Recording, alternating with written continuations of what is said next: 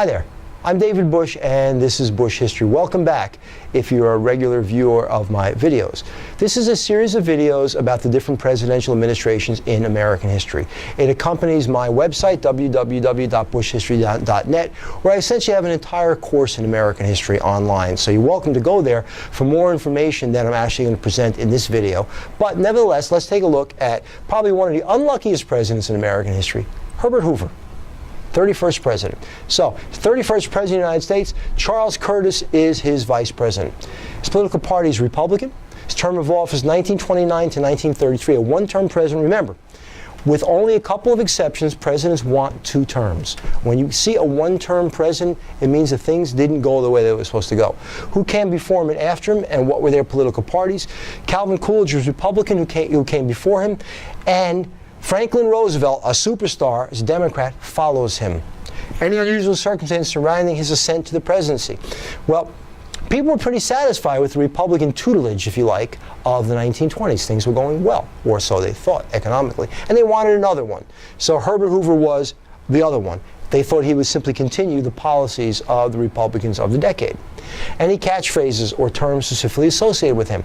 A Hoover Hotel. This is once the Depression hit, that was a box that you lived in a park. A Hoover flag was when you pulled your pocket inside out and they saw it was empty, you didn't have any money. And Hoovervilles were a collection of Hoover hotels together, collection of cardboard boxes together. When he left office, was it by choice, defeat, natural death, etc.? He was defeated by Franklin Roosevelt in 1932. So, he becomes president in March of 1929. And we have the stock market crash in the fall of 1929. It's like, oh my God, what do I do now?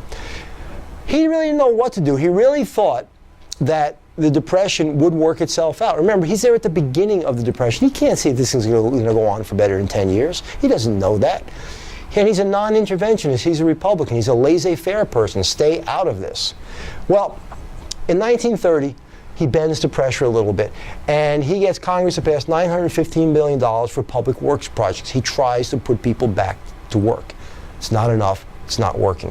In 1932, we get the Norris-LaGuardia Act. Federal courts cannot intervene in nonviolent labor disputes. In other words, negotiations and strikes that are nonviolent.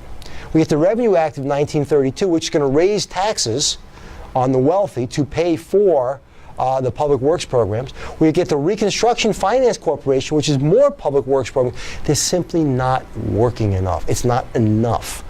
And unemployment reaches 24.9% towards the end of his term of office of administration.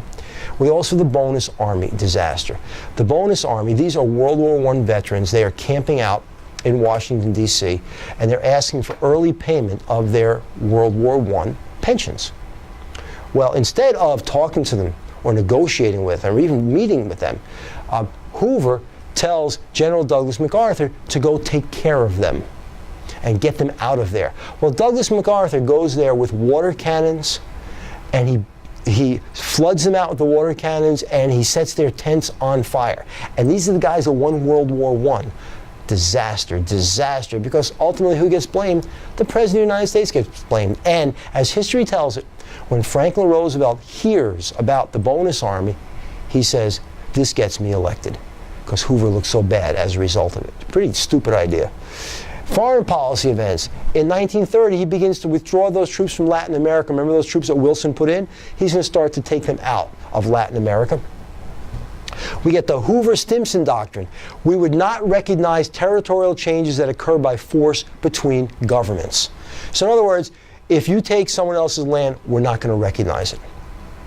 Once again, it sounds better in theory than it actually is in practice. Anyway, that's Herbert Hoover, probably the unluckiest guy in American history. And I am David Busch, and this is Busch History. And you have a good day. I will see you again. Take care.